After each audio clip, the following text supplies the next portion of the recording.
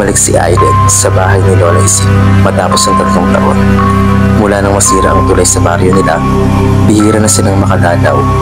Ngayong bakasyon, napilitan siyang magpaiwan dahil kailangang umalis ang kanyang mga magulang papuntang abroad.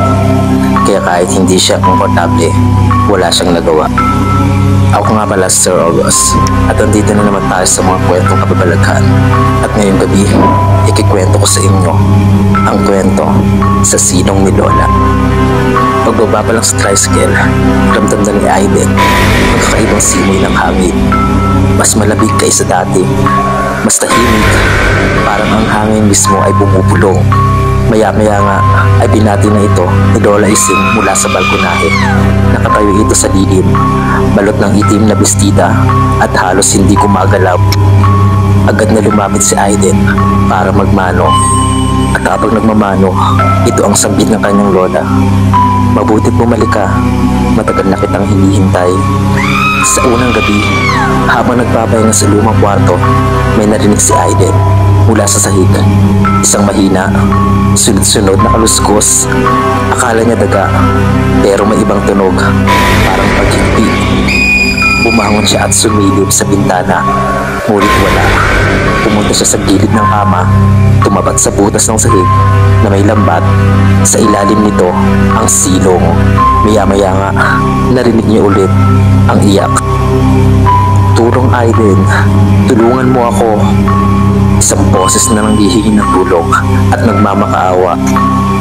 Kinabukasan, tinanong niya si Lola, "Lola, may tao po ba sa silong?" Agad na sumagot si Lola Ising sa kanyang tanong. Napatingin sa kanya, naninigas sa mukha nito.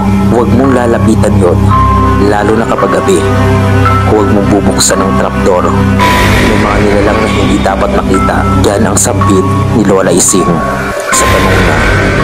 Pero habang tumatagal si Aiden sa bahay, lalong lumalakas ang boses. At tuwing hating gabi, parang may naglalakad sa ilalim mismo ng kanyang kwarto.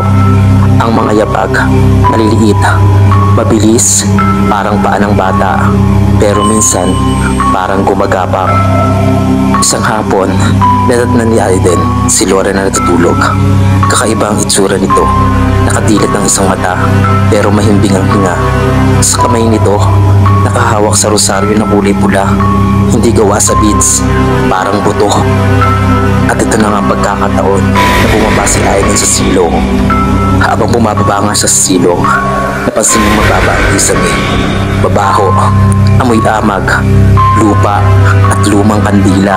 Nakakita rin siya ng mga lumang laruan, upuang sira, at sa pinakagitna may kahon, luma. Napansin niyang may bukit ng mga simbolo, ilog, mata, pusong may mata at isang pangalan, Isidora. At sa puntong iyon, natukso siyang buksan ito. At nang bumukas ang kahon, isang malamig na hangin ang kumugot palabas. Parang may kaluluwa ang sumigaw. Nakasarap pa ang ilaw, pero parang nagdilim ang paligid. Sa loob ng kahon, may manikang itim ang mata, walang bibig, at may sulat na nakabalot sa pulang sinulid. Ang nakasulat, isang apo kapalit ng buhay, isa pang bisita, magbabayad ng kanyang katawan. Nang humarap siya, may nakita siyang batang babae sa dilim ng silong. Punit ang damit, duguan ng paa at nakangiti. Walang ngipin. Nagtatakbo si Aiden, pero sinalubong siya ni Lola. Matikas, nakangiti, pero ang mata, iba na, maitim, malalim, at may umuusbong na ugat sa liig. Pulang-pula. "Anong ginagawa mo, Aiden?" tanong nito. "Bakit mo siya ginising? Hindi pa tapos ang bayad." "Lola, anong ibig mong sabihin?"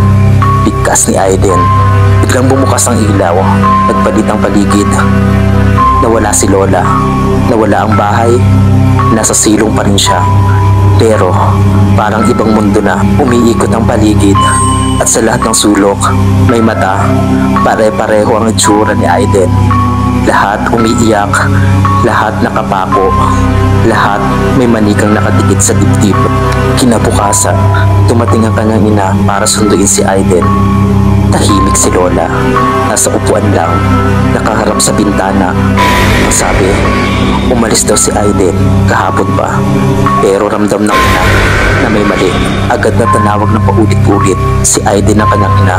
Ngunit wala ito hanggang sa mapatingin siya sa silong. Nakatukot ang traktor. Pinalitan ng bakal. May kandado.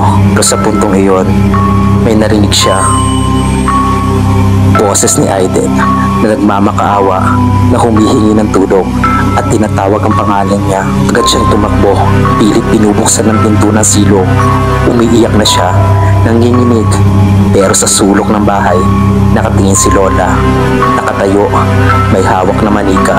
Sa likod ni Lola, may bata, nakaputi, walang mukha, nakatingin sa kanya.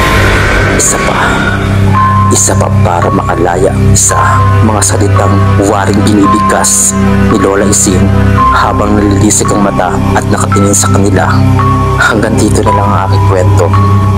At nag-iwan ako ng maikling mensahe na sa bawat sigaw mula sa silong, may kaluluwang pilit na gustong makawala. Pero sa bawat pagsilip, may kapalit.